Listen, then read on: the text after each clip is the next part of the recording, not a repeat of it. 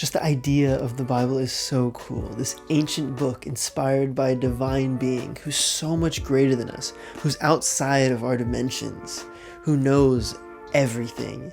And he inspired this book so that we can have all the information that we need to be great, to be heroes, to be conquerors. It lights our footsteps as we walk in our blindness to the spiritual world. It is our sword against the enemy, and it is the food that gives us life. This is part 1 of The Word.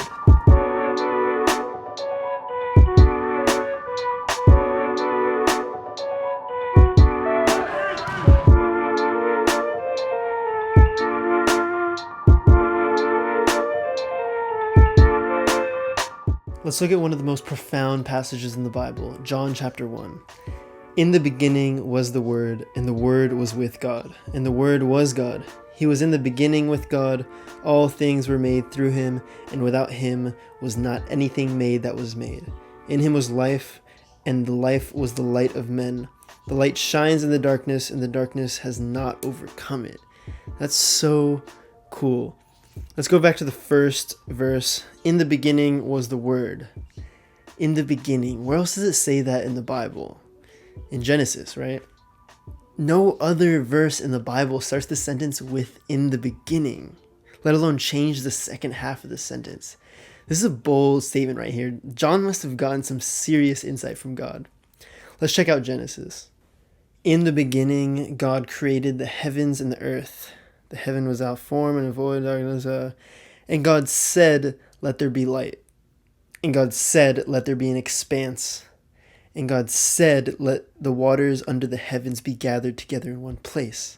God said, God said, God said, He said, He said, He said. God created with His word, with His command.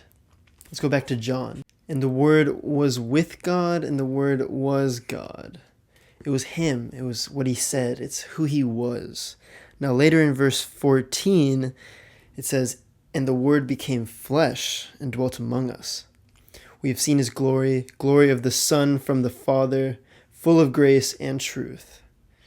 So the Word is Jesus, and the Word is God. So Jesus is God, but He's also with God. So now we know that the Word is God's command. We see this in Genesis, and the Word is Jesus. That's it for part 1. In part 2, I'll go more into depth about what we learned and why it's important. If you want to see part 2, check out my channel, and if it's not posted yet, then subscribe and click the notification bell so that you can be notified and you don't miss it.